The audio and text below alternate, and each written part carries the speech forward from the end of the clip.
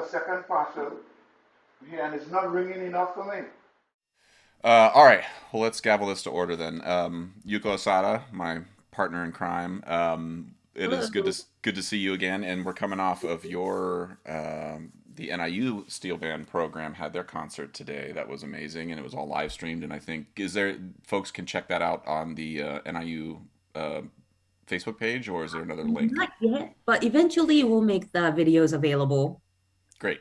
And our guest here, the illustrious Matt Dudack, who's been a good friend of Yuko's and mine for 20 years now. I've Matt, I think almost 20 years now. I think I met you like in over 20 years, right? When Over did I? to, let's see, when did you come to Akron? 2001?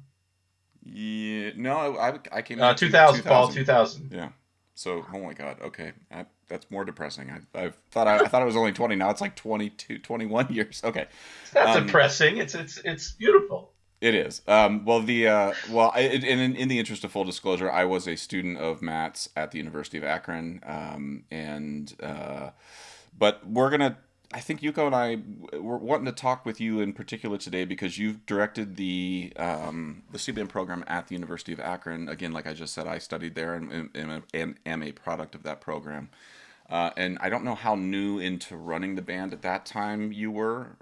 I started in fall of 1998. Okay, so So you've been you doing would it for have a couple of been years. like, third year kind of run things. Okay. And just and the sort of lead up to me meeting you and sort of realizing that like a job that you have is a thing that can happen in the world. My teacher in high school was Joan Wenzel, who also, unbeknownst to me, kind of in high school had a huge connection to Cliff. I mean, I met Cliff through her, um, but she was really who recommended that I go study at the University of Akron for the steel band program in particular. And when I got there, I kind of realized like, oh, through then getting to further know Cliff and realizing what he was doing at NIU, and then sort of learning about these connections, I was like, oh, there's something serious happening here, and I'm not quite sure what. And it seemed like things were going, and now 21 years later, I'm like, holy smokes, like there's a lot happening there. And I think Matt, maybe just for my big question to start us off, and we can go in any direction we want, is just tell me a little bit about your how you got involved with that program in particular to run the band, and then maybe give us a brief sort of history of like how did that program come to fruition? Okay, so I really go my sort of history goes back to the early 80s because my where I learned steel drums was at the University of Hartford at the Hart School of Music. And my freshman year was Ben Toth's first year, and Ben was, of course, I think he was in the band in 1980 and 81. He was in one of the first bands, along with Tom Miller and Bob Benora and Jack Butcher and Joan Wenzel and all Mm-hmm. those guys. Yeah. So Ben, had gone off after Akron and went to Illinois, and then ended up in Cincinnati where he started a steel band, and then came to the Hart School to take over for Al Lepak when Al Lepak retired. Mm-hmm. Incidentally, the person who was there as an intern for 1 year was Jonathan Haas at the Hart Oh. School, and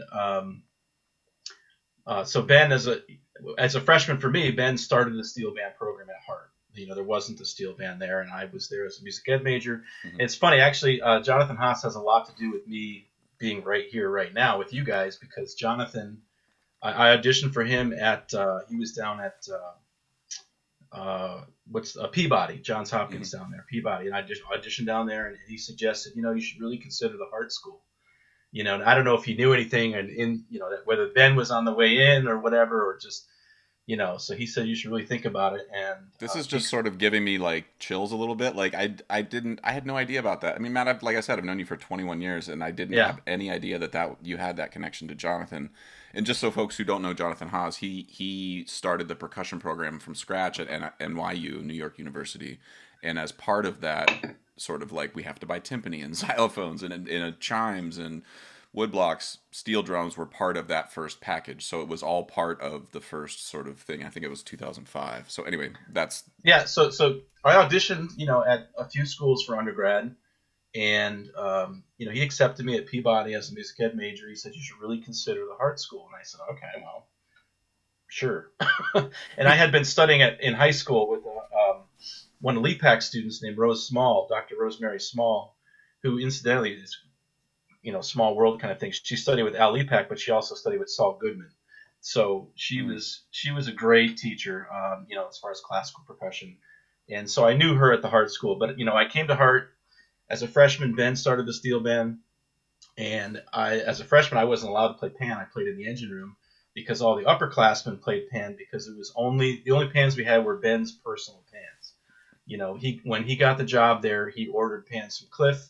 They arrived my second year, and that's where I was allowed to play, pan for real. I think the first tune I ever played was Somebody, Andy Narell or Tom Miller's arrangement of Somebody, and I played double tenor, and I just remember being so scared of overplaying because, Ben didn't know when these pans were going to get tuned, and this one F, like you looked at it and it went, wow, just kind of screamed at you every time you touched it, and so I remember that pretty vividly. And then so went through the whole program at Hart, getting a music ed degree, and wanted to continue with a performance degree and get more into playing. And so I was actually at the Hart School at the same time as Kyle Dunleavy as well. We shared a recital together.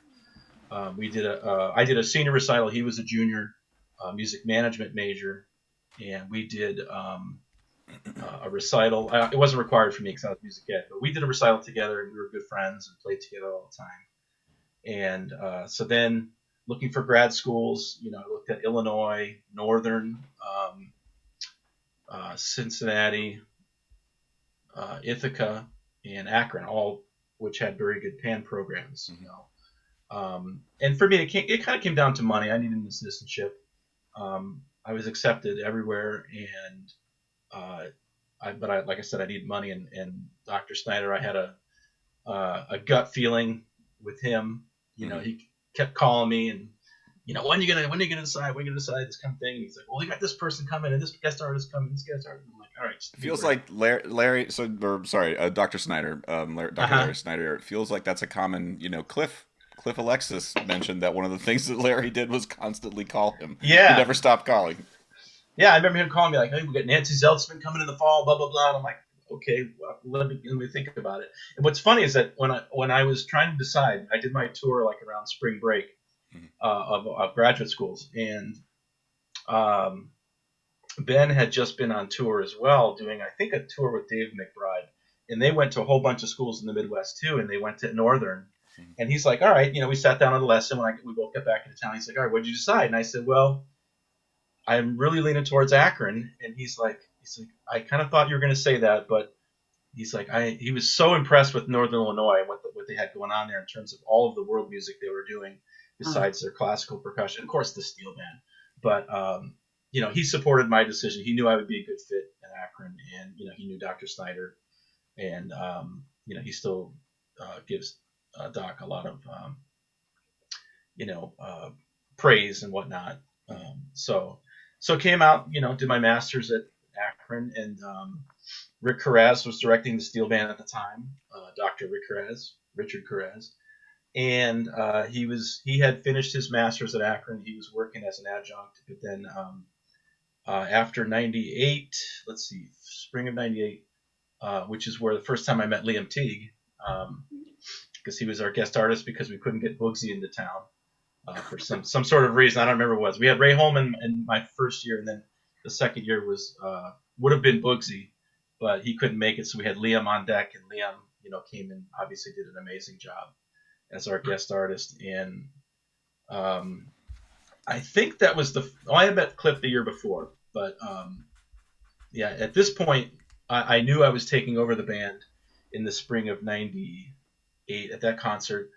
And so Rick had kind of like, he's like, you have to deal with Cliff because this is going to be your future, And so I'm like, all right, well, I can take care of this guy and do whatever he wants. And he was definitely, Cliff was pushing my buttons at this point, testing the waters, see what I was made of, and all these not ridiculous, demands like, we want to do this, we want to do this, we want to do this. Let's do an arrangement of this. We need a drummer, and like all this stuff last minute. Rick was just like hands off. He's like, it's your gig, So that was fun. But so after that, Rick went to do graduate work to finish his doctorate at Illinois. So Snyder offered me the job, and so with that I inherited the University of Akron position as well as the Miller South Steel Band, the middle school band in town. So this was 1998, correct? Yeah, I started both of those like full fall of '98. Did Okay. Miller South already have a steel band at that Yeah, time? that band was started. I want to say 1993 is when the school was started, and the steel band was part of the original design of the school. They had, I think, the first person to run the steel band might have been Angel Bice. Bice. I don't remember what her last name was at that point. I think it was Bice's her original maiden Okay. name. But Okay. she was running the band for a year or two, and then I think Rick took over, shortly thereafter, and then I took it over in fall '98. Ah, So I and mean, then sorry, go ahead. no, go ahead. No. I was just going to say, like, one of the things that I'm the connection to Cliff. I mean, Yuko and I did a podcast for this specifically talking about Cliff, but sort of Ben Toth. I mean, this connection to the University of Akron in particular. I mean, I NIU. I mean, it's interesting watching NIU's concert today and seeing it's like it's a whole stage full of pans built by one person. Yeah, pretty And there's much, a sound yeah. to that band, and then and of course, like students have maybe their own personal pans that weren't built by Cliff or whatever, but same goes for the University of Akron, and there's a certain sound there. And I'm just wanted to highlight that Cliff Alexis, sort of in addition to Larry Snyder and the sort of vision there, Cliff, there's a lot of influence and a lot of like energy coming from definitely. Cliff there. That I think I'd be besides NIU. I don't know of another steel band that's of our age, 41 years, that's been tuned by one individual. Well, the second one is right here. What other bands have been tuned? I know Cliff didn't do it every year. There's a couple of years he had some health issues Oh, and whatnot, but I mean, he tuned it at least, I would say, 38 times, yeah, I over mean, the course of its history. some schools in Illinois, like their community college, in this area that Cliff tuned for many, many years.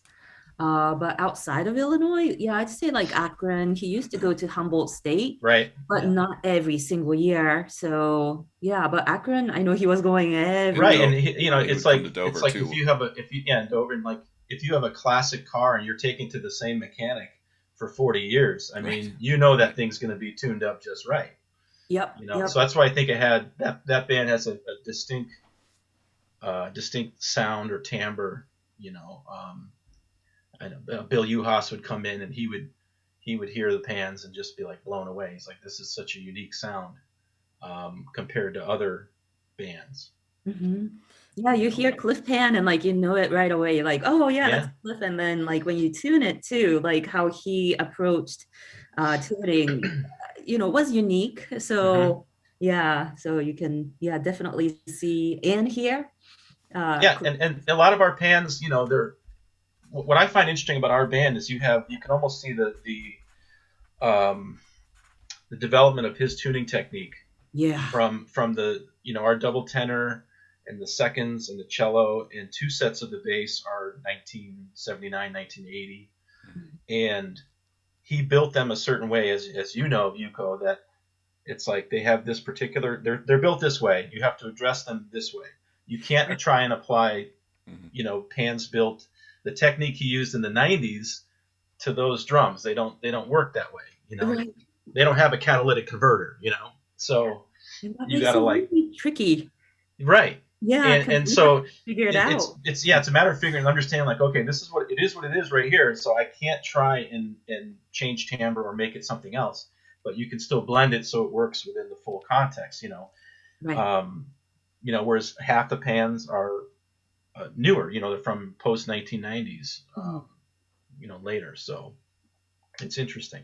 I mean, sorry to interrupt, but this is kind of a question for Yuko, actually. All this, I mean, that conversation, and I have questions that I fear are going to take us even more down to, like, inside baseball here. That's going to lose some people. They're going to be like, okay, moving on. Like, but I'm curious, like,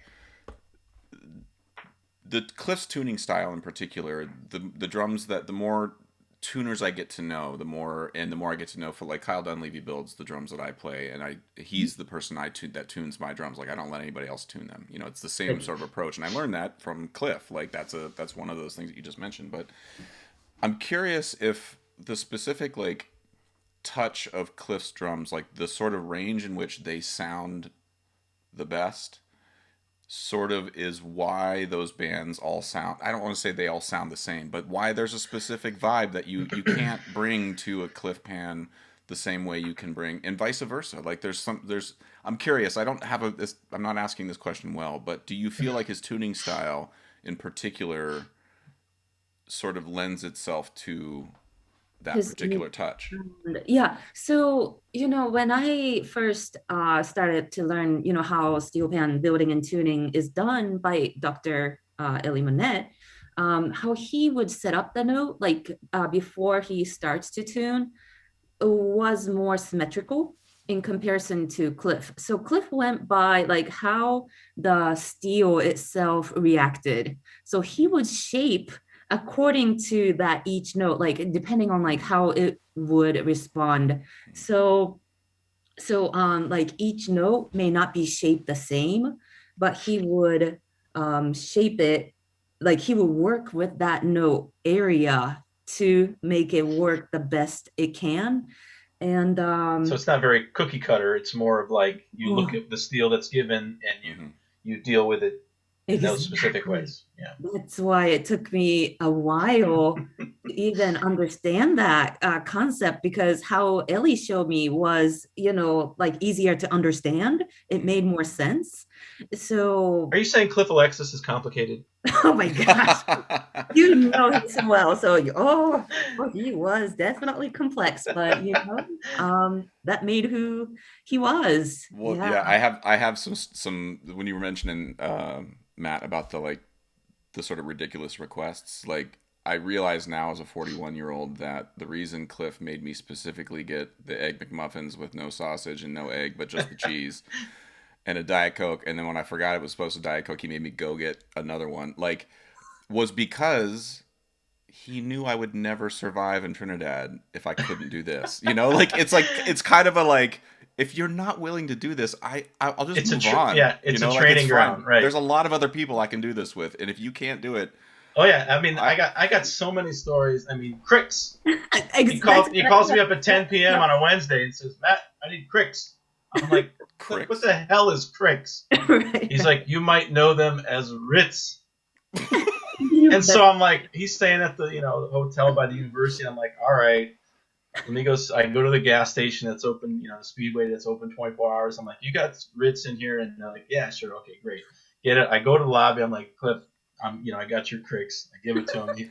He's like, thanks. And then he just goes back up to his room.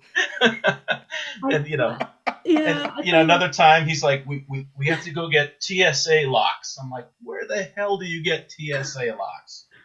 It's like, oh, you got to go a luggage store. So we had to go to the mall. So here I am, we got our locks, and now we're sitting in the mall food court eating Sbarro, me and Cliff, eating pizza.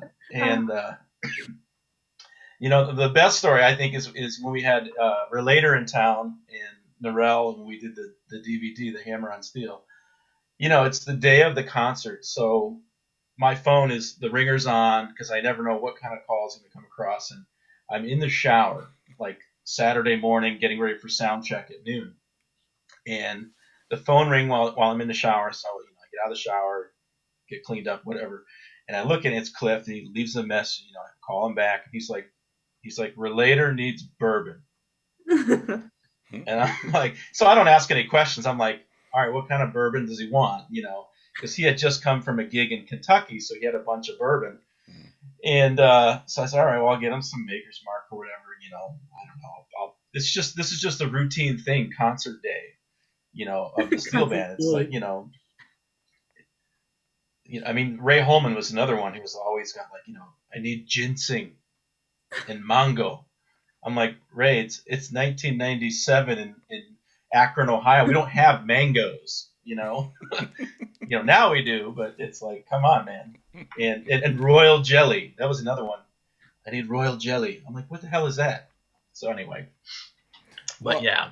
Yeah, sorry to get But us you're right. down. It's like a test. It was like a test, almost like a loyalty test in a way, to see what you're like. He's like, all right, I'm gonna mess with this guy a little bit and see what he's made of.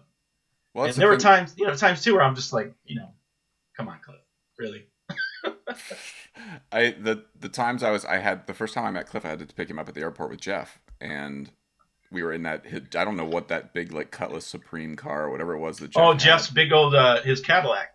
Yeah, just this massive boat of a car, and Yeah. Dr. Snyder just said go to Cleveland Airport and pick up Cliff Alexis, and we're like, "Does he have a picture? Anything?" And he's like, you Like- can't miss him.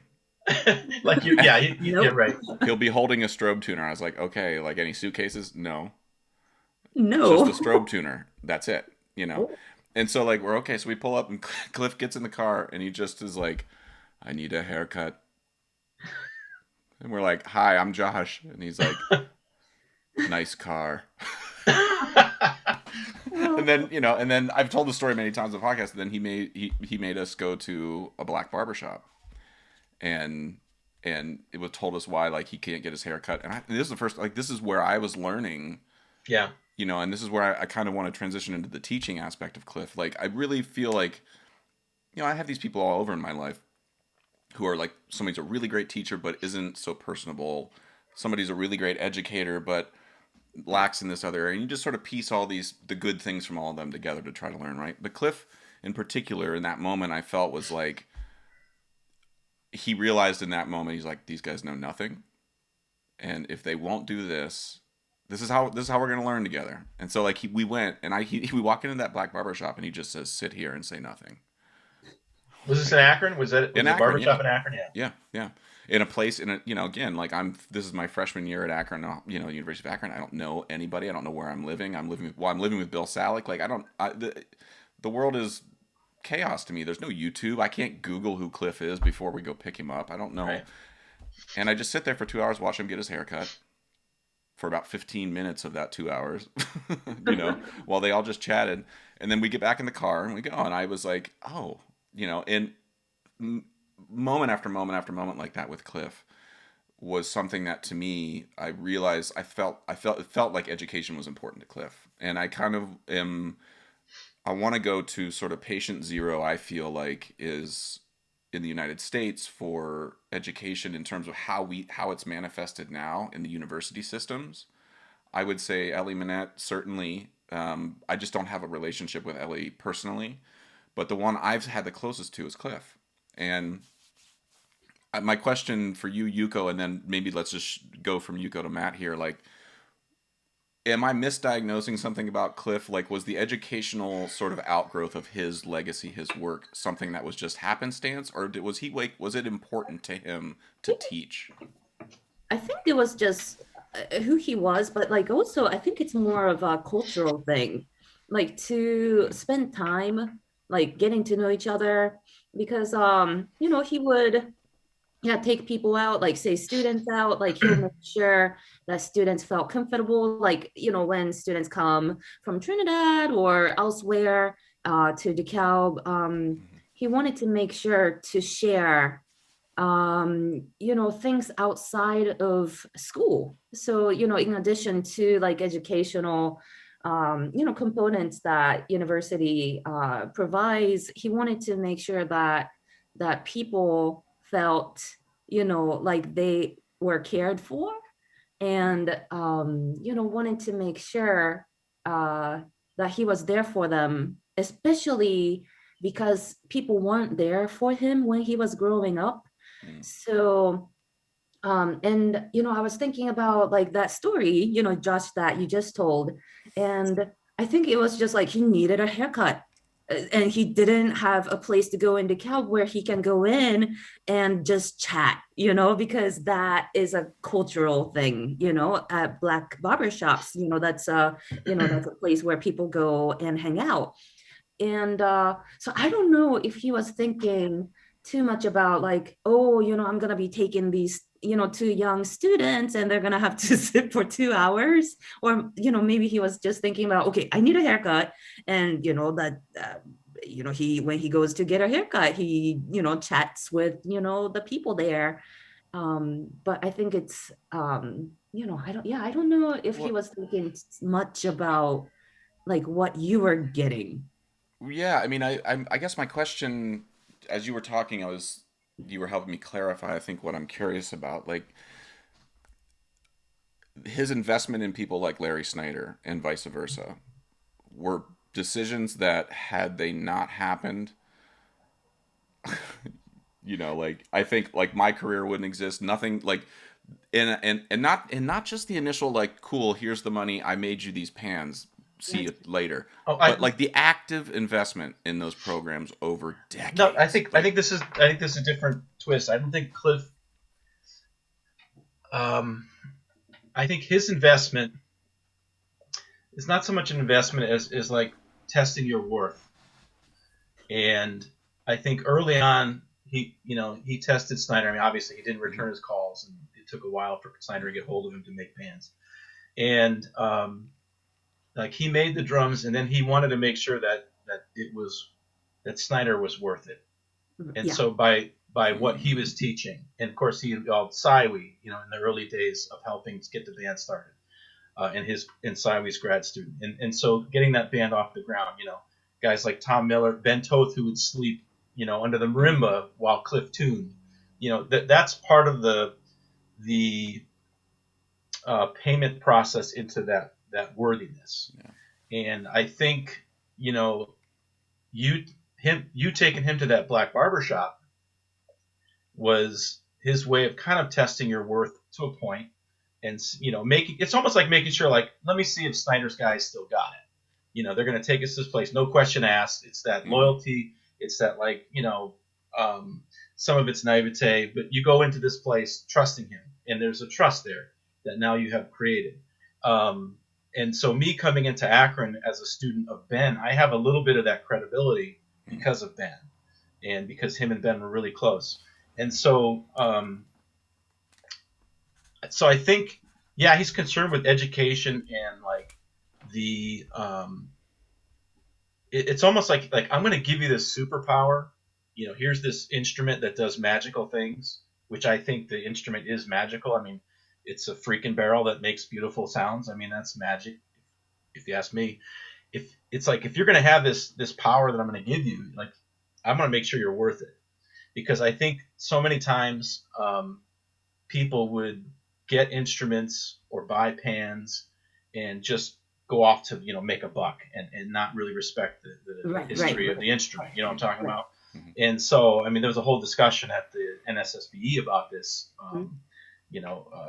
the cultural value of the instrument and things like that, and whether it's taught. And so he wasn't just going to give it to you, but he would, like, throw you a bone here, tell you a little story, and then and see really if you're like worthy. I think that's the best word I can think of. Like, are you worthy of this responsibility, of this gift, this instrument, and with all of the history that goes along with it? And he would, of course, share stories. But one of the first things I did when I took over the band, was Rick had gotten a bunch of free mallets from. It was the same people that were supplying Panyard with their sticks. It was a family. One of our alumni was their parents, who were making the metal shafts with the tubing and kind of the rubber along the bottom. And they gave Rick a whole set of mallets for free. Here, use these mallets. And Cliff came in. He's like, "What the hell is this?" And he threw them across the room, screaming in a rage, throwing mallets across the room. And so when I took over the band, we went back to the wrap, the latex wrap, or the gum rubber wrap. And I mean, I think that was a big deal. He never said so. He never said, "Hey, like, nice choice on the mallets." He never said that. But I mean, I could hear the difference when we used those. We made that change. And making bass mallets. I would craft them at home in my garage, and I bring it to him. "Cliff, how does this look? Is this the right shape?" He's like, "No, it's too pointy, whatever." And so it's those little things that, like, as a matter of respect, but also you're kind of earning that, earning the next step of knowledge, I guess. If that makes sense. He cared a lot about whether people cared about Trinidad and Tobago and respected the history, the culture, the music, the Right. people. And like you were saying, Matt, I think he encountered, because, I only knew the last, so many years of his life. So, before I met Cliff, I'm sure, I've heard different stories. So Sure. he, just like any of us, we change. Um, so he perhaps encountered people who didn't really use the instrument to um, make him feel good, Right. or just Well, like you it's said, almost like they took advantage of him. yeah, and just used it to make money, like you were Right. saying, and he And didn't and like and that. sad to say, I don't know if this is if we want to go here, but at the University in Akron, he had some of those run-ins with people who disrespected him and took advantage of him, and so I think maybe he was a little tougher on me and Josh, and because of that previous history, I'm not a part of any of that history. I wasn't there. I understand kind of what happened, but it wasn't me. I wasn't there. Yeah. I was. It's funny because I'm sort of there's I'm coming from the Ben Toth generation of the University of Akron, and then there's the other stuff that happened after that, and then I come in. So Yeah. Well, I mean, yeah, I just I don't know that we need to go. I don't feel like the three of us need to spend time on that particular energy, no, I but understand. but just to point out, I think it is important to put it in the room because It exists.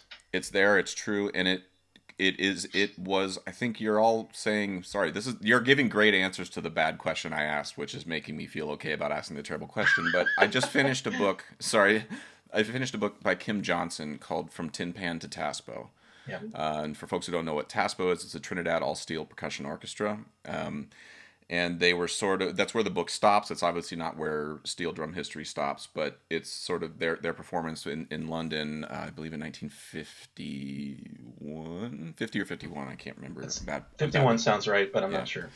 And but I mean, Cliff was alive for a lot of this. Like he was, maybe you said, Yuko, like 10 years younger than Ellie.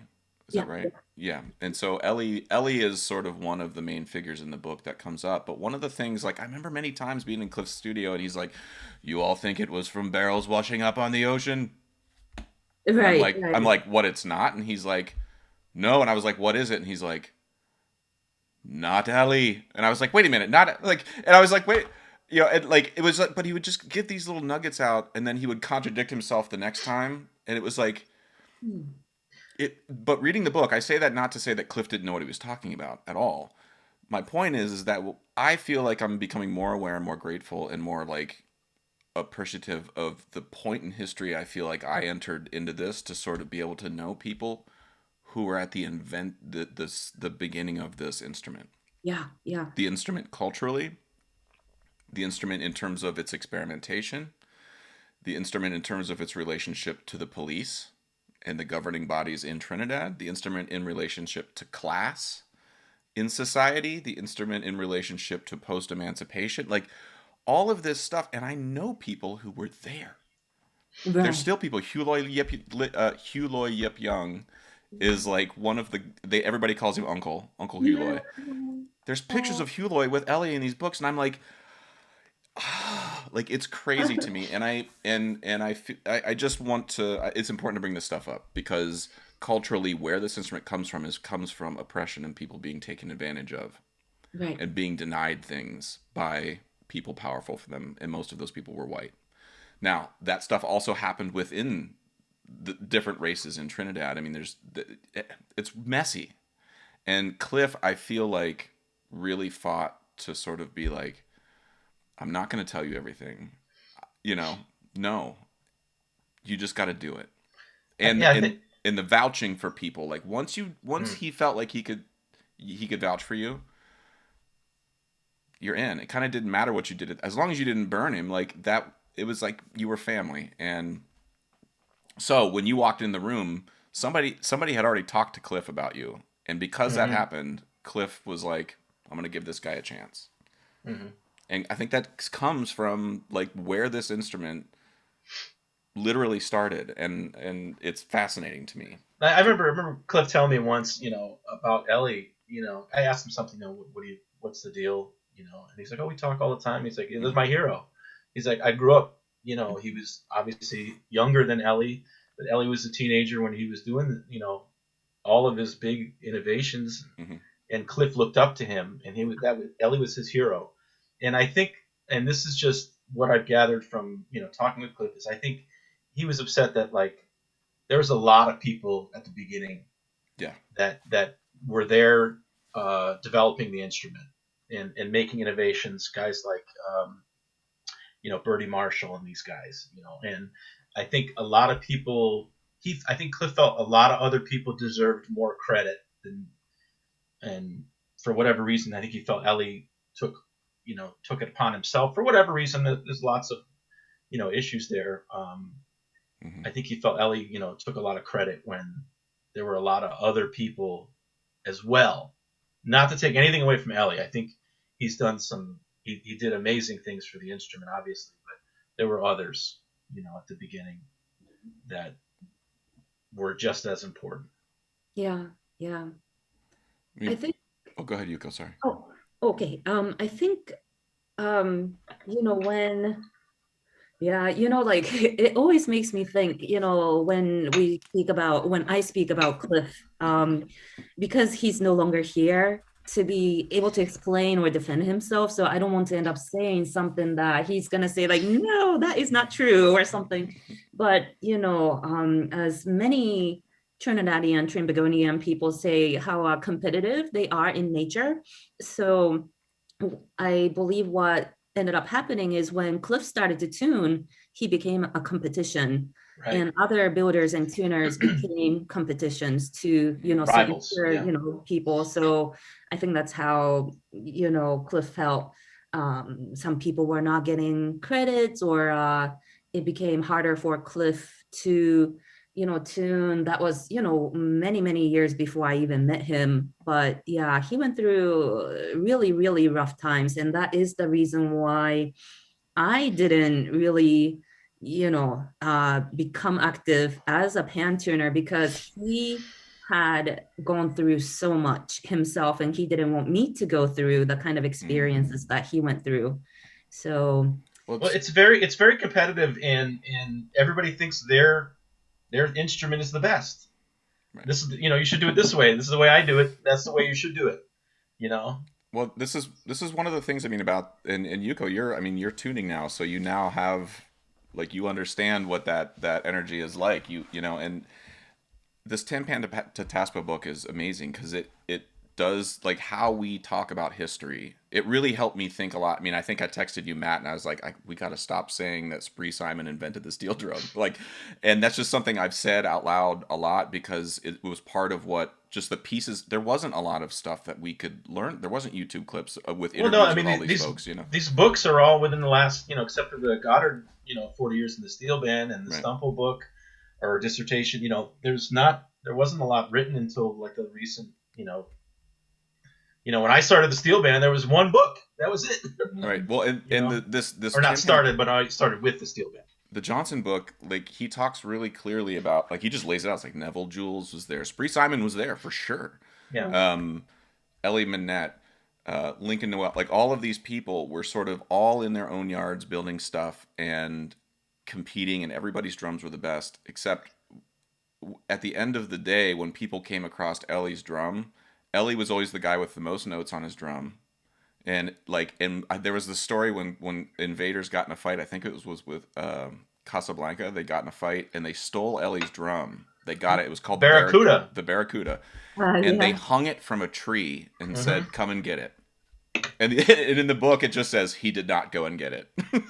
And I just feel like that, I don't think I knew that story. But when I do, and I sort of, like, you know, people change over time, but people make more sense whenever you look at where they came from and where these, like, why these attitudes exist. Why would Cliff be so protective of his tuning methods? It's because he was looking up to people like Ellie, and they were all like, no, this is mine. If I show you this, like, this is, you know. But this is also a time when people hid in the bushes and stole arrangements.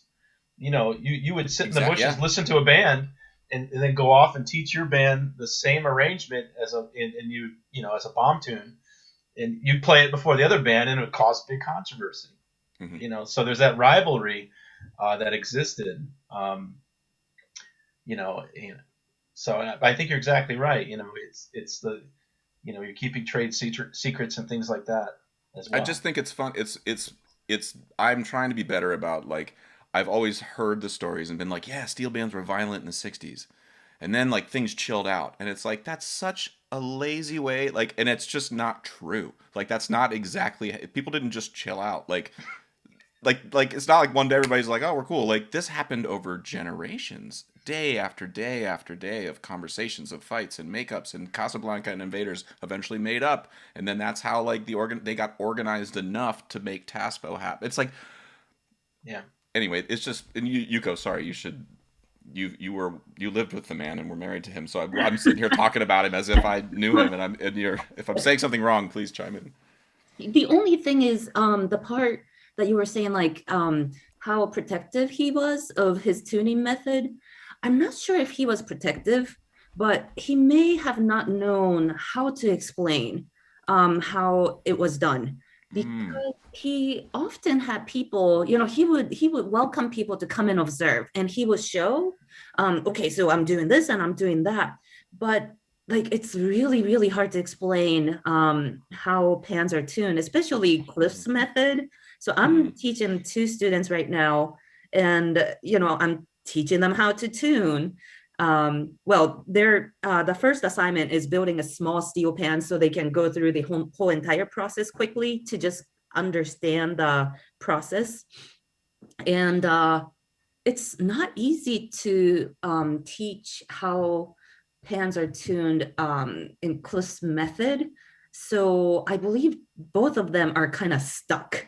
And that's where I was too, because it was so confusing. And you have to be able to like feel and like understand the shape and the sound and like all of that combined. So like it's really really hard to teach how to tune steel pans using Cliff's method.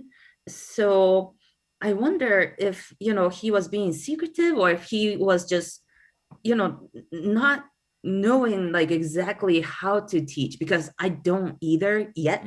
Hopefully in the future I will know, like exactly how I can explain. But he always welcomed people to come and watch him.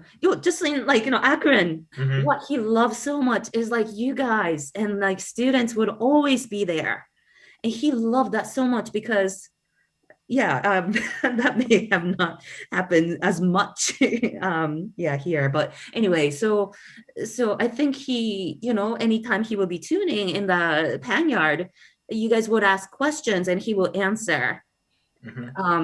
So I think he was trying to be helpful, trying to share. And I think I watched him tune 20 something times, and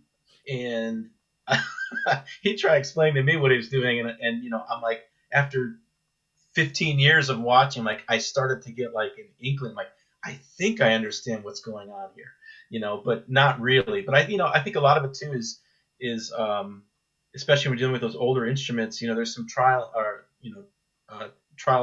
error. You kind of like, let's try this. Okay, that didn't work, but let me go to this method. Let me try this. And he knew all those different tricks. Yeah. Because he had been through all those different situations with a note. Right. But then he would still sit down and work on an F sharp on the guitar pan. The guitar is which you don't even hear in the full band context. But he's like, I'm going to make this F sharp be the greatest note you've ever heard. Even though it's some idiot freshman playing those pans who doesn't know what they're doing and is probably playing the wrong notes all the time anyway. But he put that kind of care into each individual note. Yeah. And that was fascinating to me. Watching him do that. I think I will admit that I think where the reason I asked that question about, or said him being protective, I think that was like the first time I met Cliff, like where he was tuning, how something read to me as a 19 or 20-year-old kid, like who had never been around somebody who had a craft that only like 7 people in the world could do at that level, like whatever he wasn't immediately just like, well, this is, you put your left foot here and your right foot here, you toss the salt, and then there's the F sharp. Like I felt like, oh, like I just realized that conversation was going to be way longer than I had time for as a 20-year-old. And now as a 41-year-old, I'm like, oh yeah, of course. Like that's what happens. You get older and you become aware of that. But Yuko, you mentioned up front about you had some questions about Matt in particular with education and teaching in the U.S. Right, right. So, Matt, I know you were at the NSSBE conference where we spoke about respecting the cultural heritage of steel bands. And you mentioned something about, how you wanted to speak about that. So I don't really have any specific question at the moment, but is there something that you want to talk about, how we approach or how you approach at University of Akron and Miller South, I think the one very basic goal as far as like a basic curriculum or agenda for any steel band or any workshop or presentation or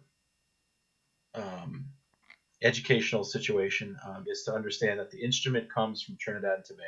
Mm-hmm. That's the one thing I want people to know for sure, is that this is the basic fact you must know, and it's important because it's a part of their cultural history.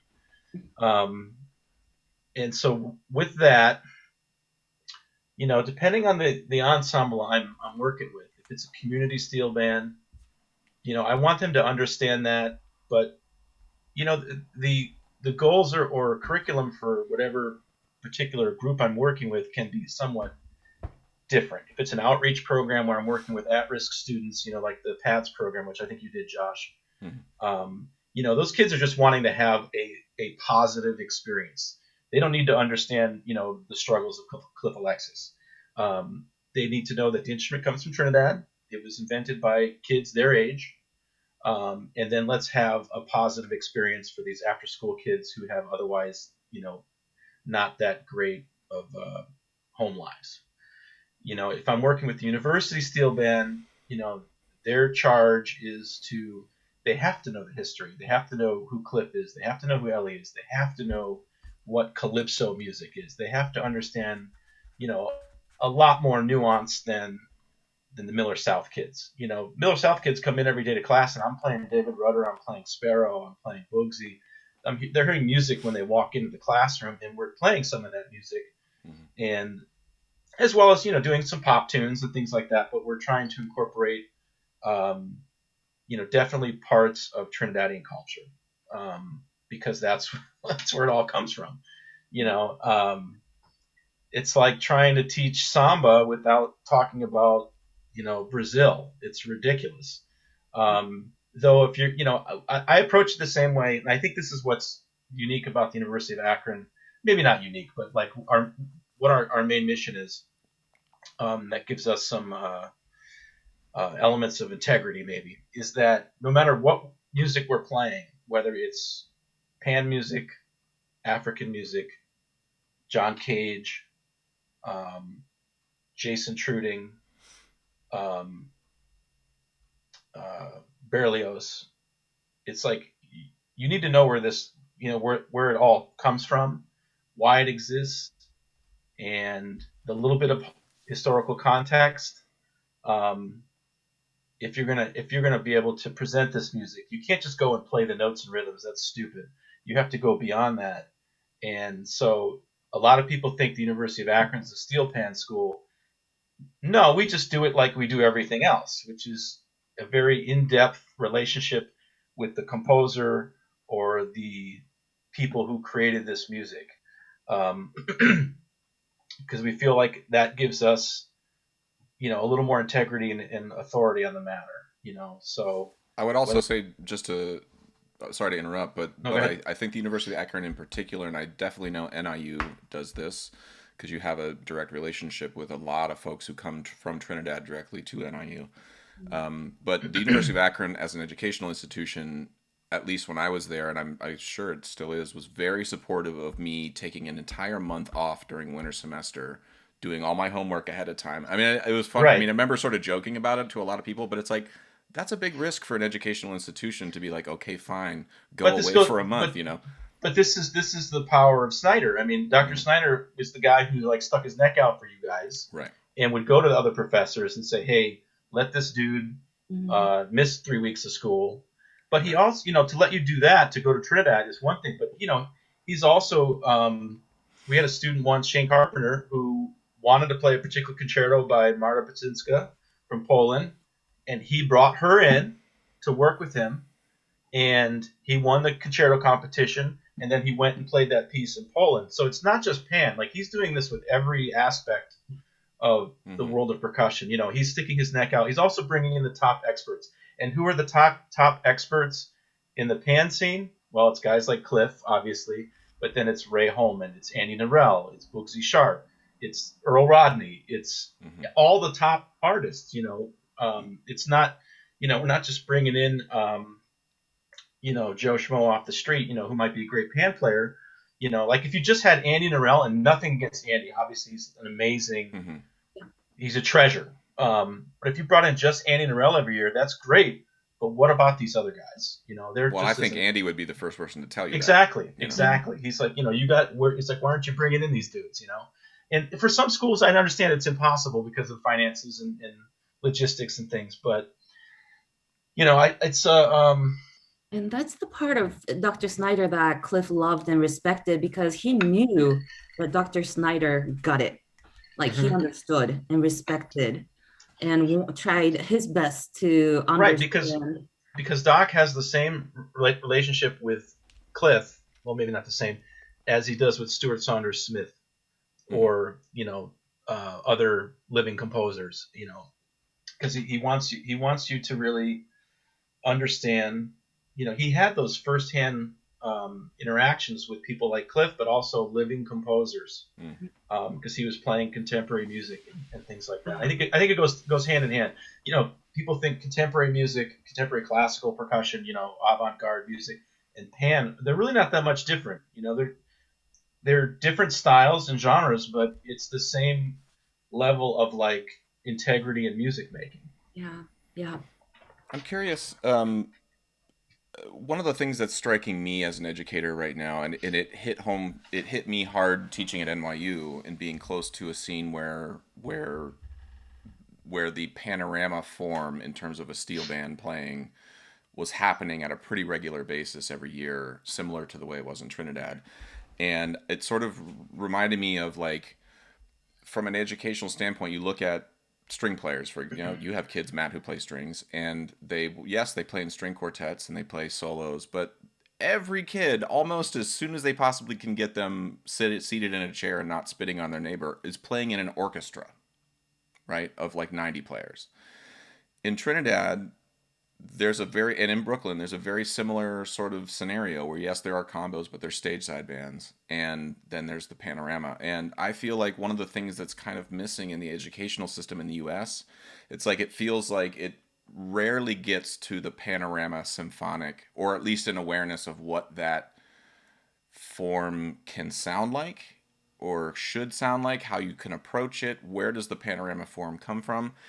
And the reason I know about it is because music was published. And I feel like Cliff actually, too, was very proactive about writing down music that he wrote. I mean, of course, not all of it, but I'm curious from your standpoints, like, publishing to me feels like a key that will unlock a lot of this stuff because in the university system, and Matt, we've talked about this, it's like you can't rehearse a steel band at the University of Akron like you do in San Fernando, Trinidad. You can't get them in the room and say, we're going to be here from 7 till 3 in the morning. No, you can do that. We did that when I was a grad student. Wow. And when I took over the band, I didn't want to do that anymore. I'll tell you, this is how we learned. We learned Jam It With You by Ray Holman, and we learned, what was the one we did second year? Oh, shoot. What was that, Tim? Was it Fire Down Below? I don't remember. We did it with Liam. Anyway, but like the way Rick did it is we would start spring semester, whenever our first day of class was, we would go Monday through Thursday, 10 p.m. to 12 p.m. in the old pan yard, which was the boiler room, above the third floor. And we did that for like 4 weeks. And we didn't rehearse Friday and Saturday because those were gig nights for some of the drummers. We would go Sunday night, Monday night, Tuesday night, Wednesday night, Thursday night from 10 p.m. to 12 p.m. And we would never get out before 12. And that because Rick wanted to do it similar to how they did. I mean, we weren't going till 3 in the morning like Trinidad, but so we would have like 2 or 3 letters of the panorama. We would work on that, drill it, fix it, and then we would just do runs of whatever material we knew until midnight. And you knew that song like ice cold. You know? Yeah, I mean, yeah, but my point is that you couldn't have done that without the sheet music.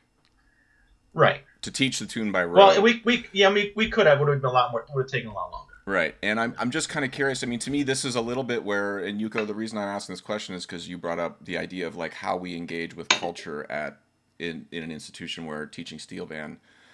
Like that to me is a point where the culture butts up a little bit. Where you go to Trinidad today, most steel bands are taught by rote still, and I'm not saying this is that they shouldn't at all. I absolutely think that's one of the reasons those bands sound the way they do is because everybody's receiving stuff from someone's mouth, not from a page.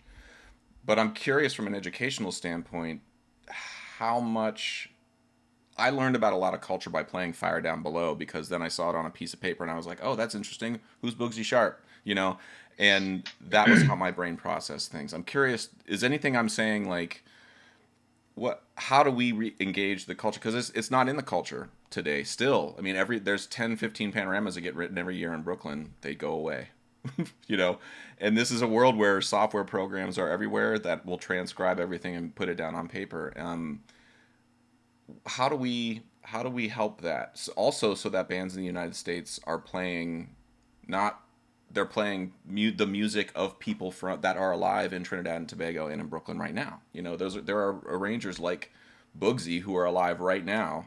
Boogsy's writing stuff and it's not even published on a regular basis. So, how do we sort of like help that or get that sort of in the mix more? Like learning by rote more in like say outside of You're talking like preserving the music that's being composed? I mean, I guess that's a little bit of my question is one of the things I've noticed it's hard to teach kids by rote in a steel band setting, at least in my experience it's been. No, it's not. The time not if you're a good teacher. In my experience that's been the case, but I do think for the history of the instrument, I think I'm coming more down on the side of like we have to publish and write down a lot more of this music than is getting written down now. This is a great question for Ray Holman, because I think Ray would agree with you, because I think Ray has started writing everything down since the 90s. I think he has some version of things written down or has had people writing down. And him and Cliff, I think, were somewhere, I don't remember where they were, in the Southwest somewhere, and they saw a band playing some panorama music or something, and they're like, they're reading off of sheet music, and I think Ray or Cliff, I don't remember who said it, it's like, man, we're dinosaurs. We're ancient history. This is the future.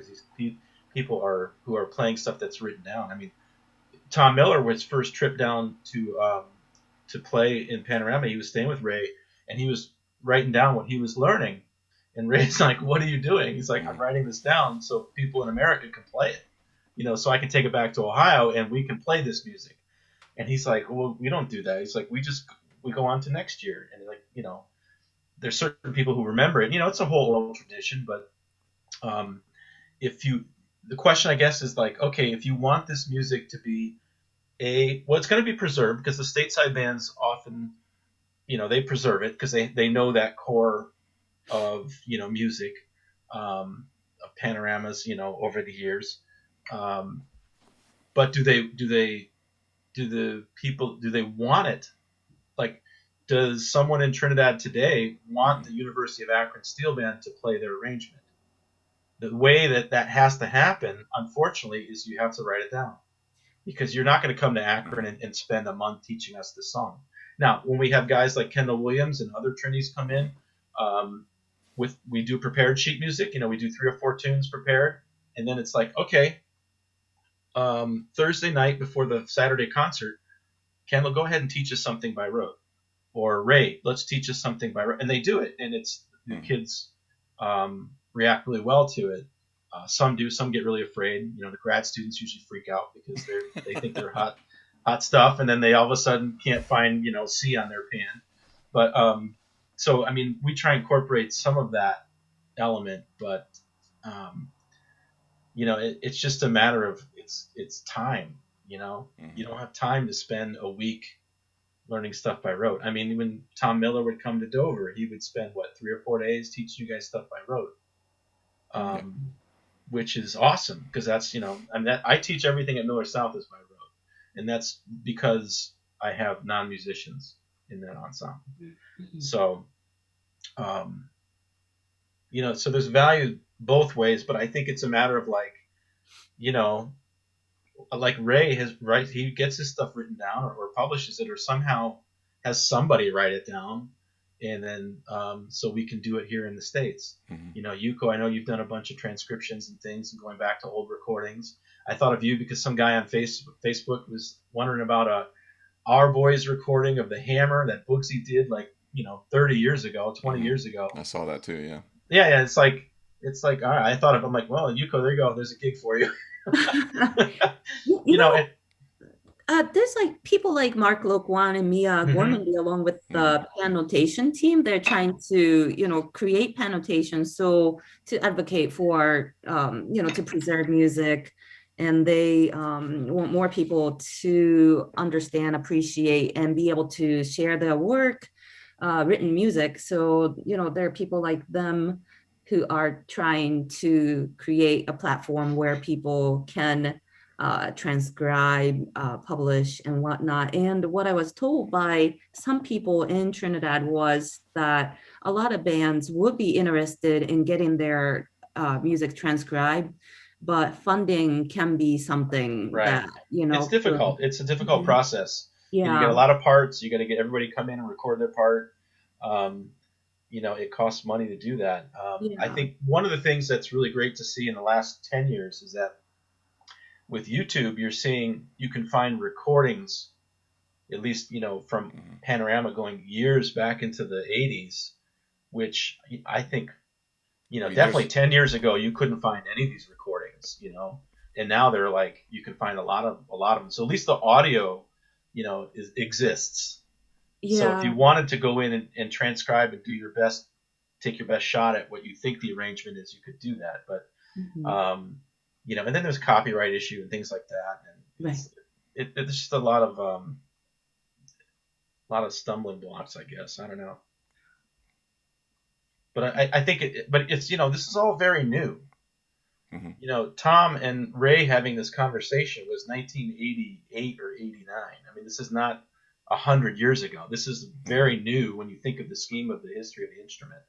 And so I think it's kind of a natural development. It takes time for these things kind of to germinate.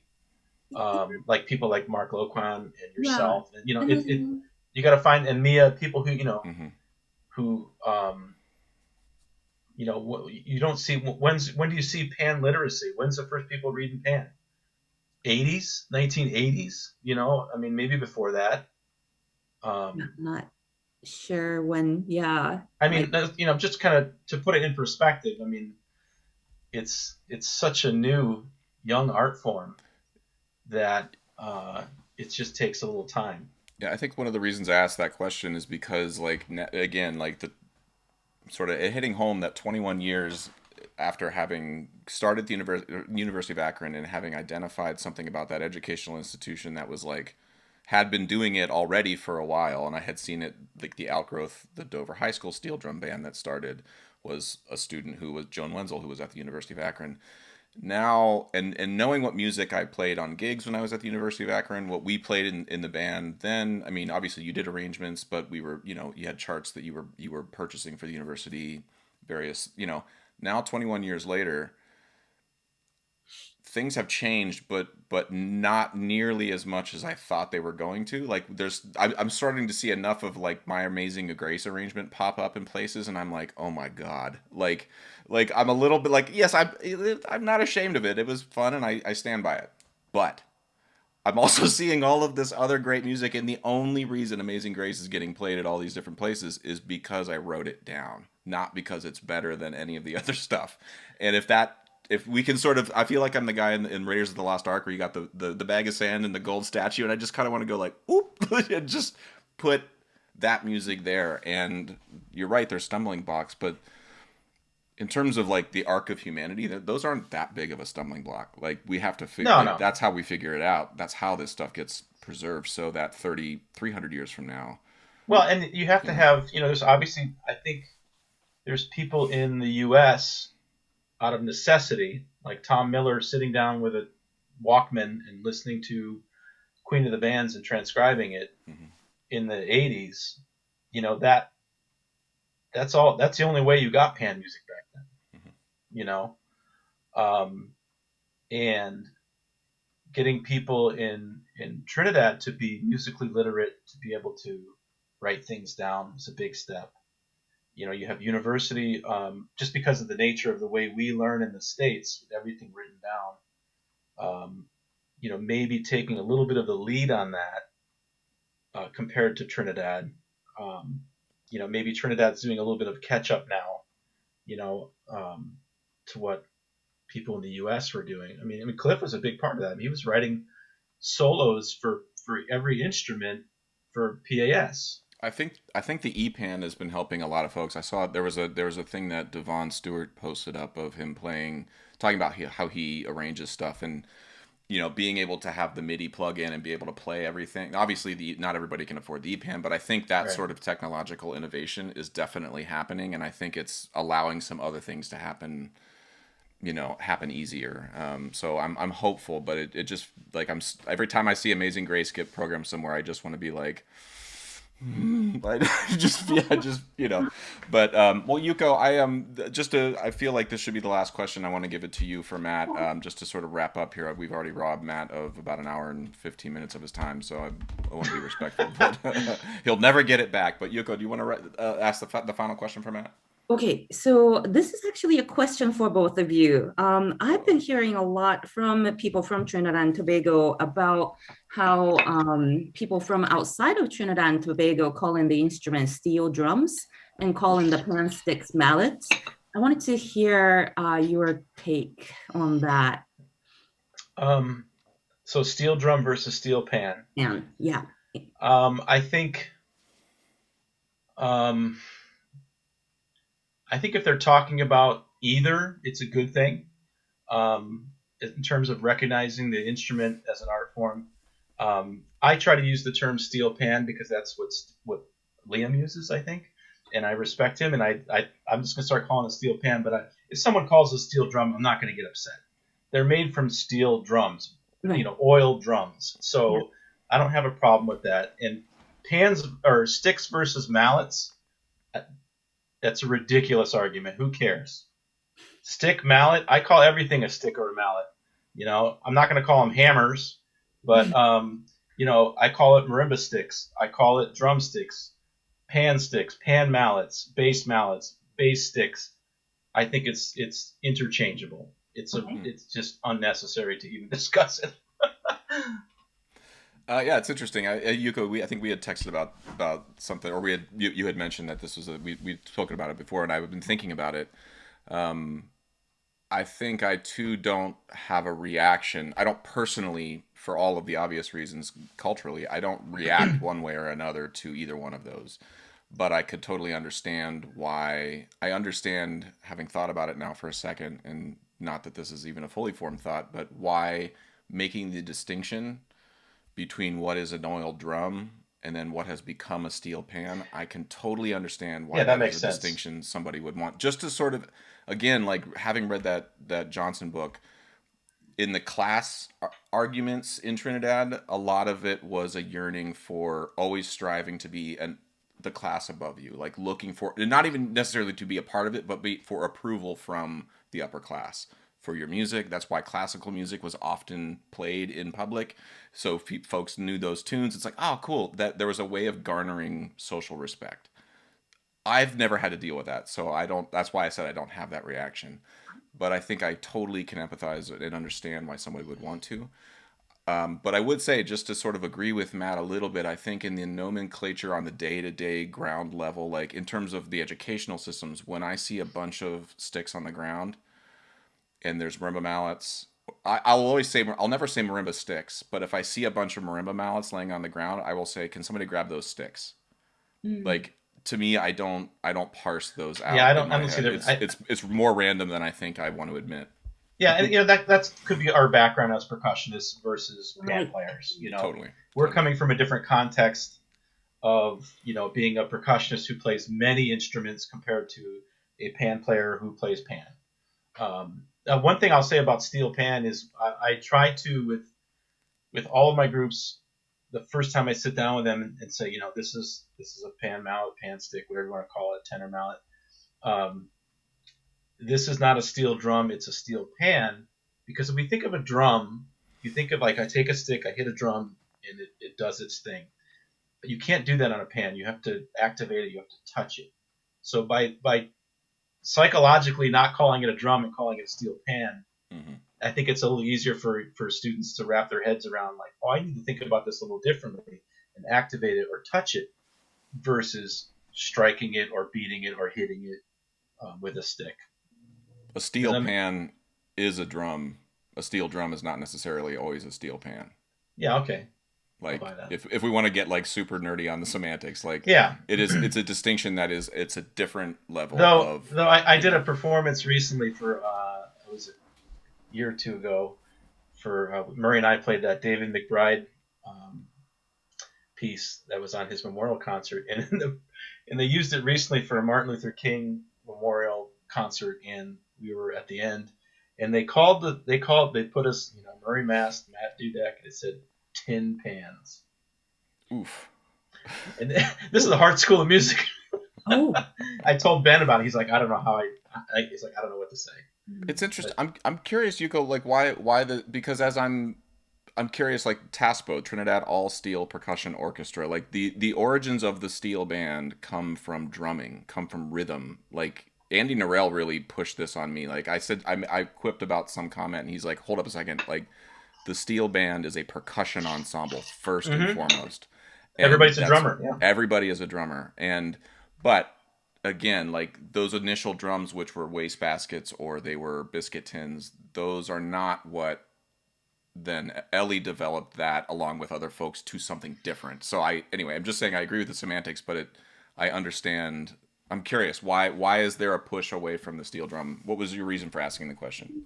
So, because multiple people who I know have mentioned about it from Trinidad and Tobago, and, just seeing some, threads about it on social media. And for me, when I started to learn how to play the pan, I went to Trinidad, and what people were calling the instrument, or they would call pan sticks, so that just stuck with me. So I just I call them tenors, I don't call them lead, so steel pans and sticks. And what I'm I may not have it right completely, but what I'm thinking, how Trinidadian Trinbagonians are feeling, is why are people, who are from outside of Trinidad and Tobago changing the names? Like, why? Like, so it's not so much of, technical explanations, but hey, this is a pan. Like, why are you calling it steel drums? This is pan sticks. Why are you calling them mallets? And I do understand when, explanation are provided, but perhaps, I've been thinking so much about this kind of thing that sometimes I get like so confused after a while.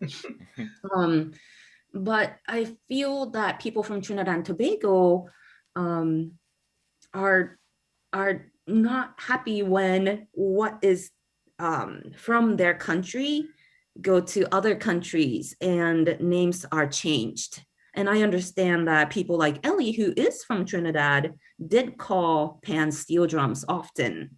And, I would hear him saying steel drums, or his website, Manette Steel Drums. So, but, Cliff, though, he, I believe, would, always call tenors tenor, sticks, and steel pans.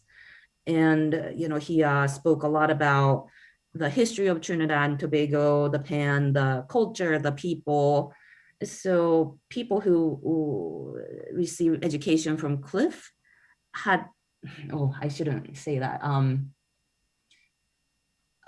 He taught people the culture, the music, the terms, I feel. Hmm. So a lot of us would use those terms, um, but perhaps certain words that Trimbagonians don't like were spread, and some people, don't know how offensive, they can be. Like, because it seems like people from Trinidad and Tobago just don't understand why. Like, why would you call them steel drums? Because those are steel pans. These are, sticks. But at the same time, like, I do understand, um, you know, yeah, mallets, marimba mallets are mallets, and so for percussionists are used to calling them mallets. A student was saying like, oh, should I, something about his bass mallets today, and because I've been thinking so much about like sticks and mallets, I just stopped for a second. Then somebody came and said, oh yeah, you can, put those sticks, you know. So yeah, and I'm just kind of babbling right now, and I'm not I exactly sure think where I'm going with if you're this. losing sleep over sticks versus mallets, Well, it's bigger though, bigger than just sticks and mallets and steel pan. Like, that's just one part of it. yeah. That Do you think um, it's a matter of like you think people are being disrespectful, people are being disrespectful, or people are feeling or they're is it ignorance? yeah, being disrespected or not, yeah, being respected, because uh, when instrument migrated with people from Trinidad and Tobago, and it spread. People from different parts of the world started using different terminology, Hmm. or people use the instrument to play certain styles of music, and that stuck. Yeah, So some people fell in love with that style of music Hmm. and sure. associated steel pan with that style of music. But now, um, some people from the Caribbean are seeing people wearing flower shirts, Sure.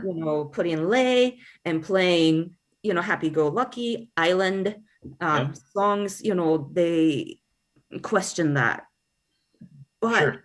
at the same time, that's what happens when people migrate, culture migrate at the same time. Well, I mean, you look at a violin. People play fiddle music, right? Yeah, Does that make the violin exactly. less of a legitimate instrument because someone's playing folk music on it?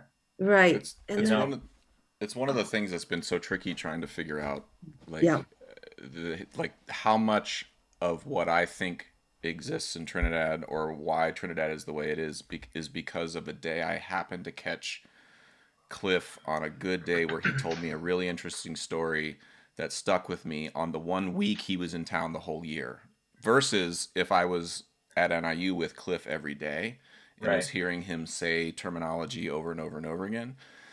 Then I take that and I feel like, okay, it's my responsibility. Cliff said this. Like, it's my responsibility then to just sort of parrot that to as many people as I can, because I trust this guy. Whether or not everything he told me I knew the cultural context behind or not, then I start. I mean, that's how this stuff spreads and becomes diffuse. But I think I'm willing to admit that that happens totally. I will say it was as a student to be like, oh, Jimmy Buffett, I don't know, but then to learn about who Robbie Greenwich is, and to Yeah. know that, like, now, I don't know Robbie personally, but I'm not going to walk around and I've stopped saying Jimmy Buffett's music is something people shouldn't play, because that means I'm saying Robbie Greenwich shouldn't, and I don't have that authority. I would never say that to Robbie Greenwich. That's up to him. And so now I just say, I've played that music a ton. I want to play other music. That's what I say now. But as a student, when I saw that, I was like, oh, well, that must be okay. Without having, I don't know the cultural context. I don't know what he's earned the right to do whatever the hell he wants to do with whoever he wants to. And I'm just like, to me, that's the sort of like Gordian knot of how this stuff has spread, at least in the last 20 years that I've been sort of a part of it. I don't think I know the answer, Yuko. Like, I wish I think what I would want to say to anybody in Trinidad is, if you can find it within yourself in any of these moments, to first start with the benefit of the doubt. Like, start from, assume that the people who are doing this started doing this because someone showed them it and said, was like, can you believe how awesome this is? You'll love this. Like, if you can at least start, I know that history has not always been kind to a lot of different people, specifically people of color, and specifically of people from the Caribbean, you know. But at least in terms of how steel drums have spread, it has been through nothing but want of like how awesome this culture and this instrument is. So I'm going to do my part to try to say sticks and pans as much as I can and try to weed that sort of language out. But I hope that if anybody hears me slip up, they would know that they would at least say, I'm going to start with the benefit of the doubt and know that he is probably coming from a place of love and just slipped up. Yeah. I think another thing that I've talked to Snyder about this is, we're the University of Akron Steel Drum Band, and that's a very specific name. And it's people have asked us, like, why do you call it the Steel Drum Band? And Snyder says, well, that puts us in a particular chronological time period and gives us a historical context. At the time in the late 70s and early, 1980, like that's what they called it. Was this, you were a steel drum band, and that's just what people were calling it back then, in certain settings. And so for us to change it, obviously we could, but it's like this just gives us a little bit of history, in terms of, we're not calling it, now we're at steel orchestra or steel band. Is it steel band one word or steel band? I mean, that's the argument I feel like I've been having in my head. Like the number of times I type out steel band and I get the red underline, like you're spelling this wrong. I'm like, I don't think I am, but and so I, Miller South, for example, I sent out something and it says, they call it Miller South Steel Drums. I'm like, we're not steel drums. We're called the Miller South Steel Band. That's our official title. That's our marketing point. That's our but getting people to understand, and the average American for sure doesn't understand the difference, and it's our job to explain that and to put it in context. It's just like mispronouncing someone's name, Right. Yeah. If you're if I call you Yucko, obviously I don't, it's obviously I'm disrespecting you because I'm not giving you the time to understand how your name is pronounced. It should be Yuko. And, so calling it steel pan versus steel drum does matter. Is it the most important, hill to die on? Probably not, but it's important to get the word out there and to say those things, to teach people about the instrument. But I'll go back to my basic thing is to understand that people need to understand this instrument comes from Trinidad and Tobago. That's the first thing. Yeah. So baby steps. Baby steps, but we're coming a long way. And I will say the number of hands that go up whenever I say, does anybody know where this instrument's from? There are more and more hands that go up. And there are fewer and fewer hands that when I call on them, they say Texas. Like that has happened, and I've heard Hawaii, and I was like, you'd have been closer if you said Texas. See, I'm more likely. I usually get, at least around here, I get Pittsburgh. Oh, because of the Steelers. Oh, they're it's Pittsburgh Steel, right? Okay, at least there's somebody trying to connect a dot. I'll take that over Hawaii. China or something. China. One little kid said China because of my ethnicity. Well, and people think of China, they think of metal instruments when they think of China. They think of gongs and things like that coming from from Far East. But here's another thing. Whenever I ask kids about African music, I said, what instrument pops in your mind if I said we're going to play some African music? And you know what they say? Bongos. Oh. Bongos.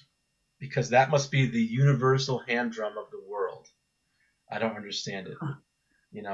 They don't, they don't even say drums. They say bongos, Wow. which is, I think, is really interesting. And maybe it's just the kids I Wow. deal with around here, but yeah, Mhm. 9 times out of 10 they say bongos. I wonder why. I, It's you know, just it's the instrument that's in the picture. Like when there's a like, here's a band and it's a cartoon band. There's always the yeah, drummer is never usually a or drummer. It's a it bongo could player. be, Like there's it could be bongos.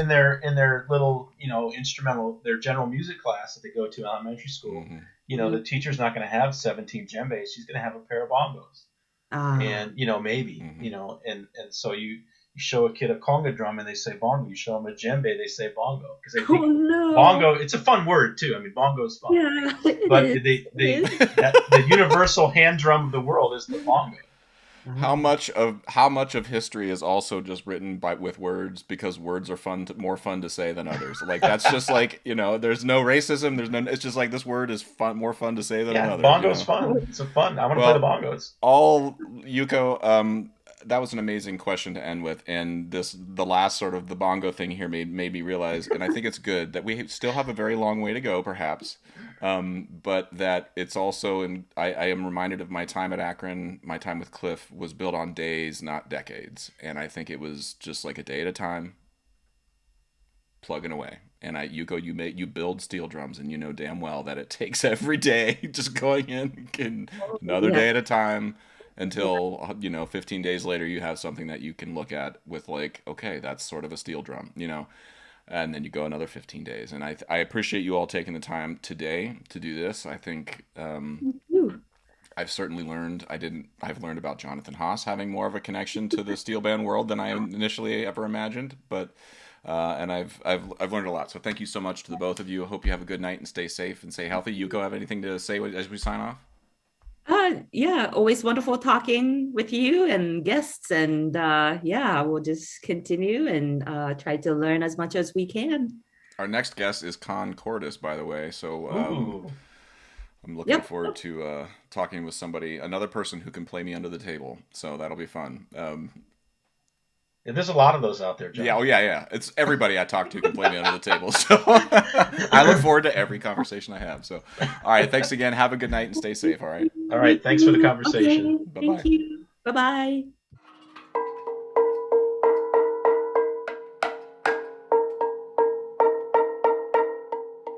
And it has a second parcel here, and it's not ringing enough for me.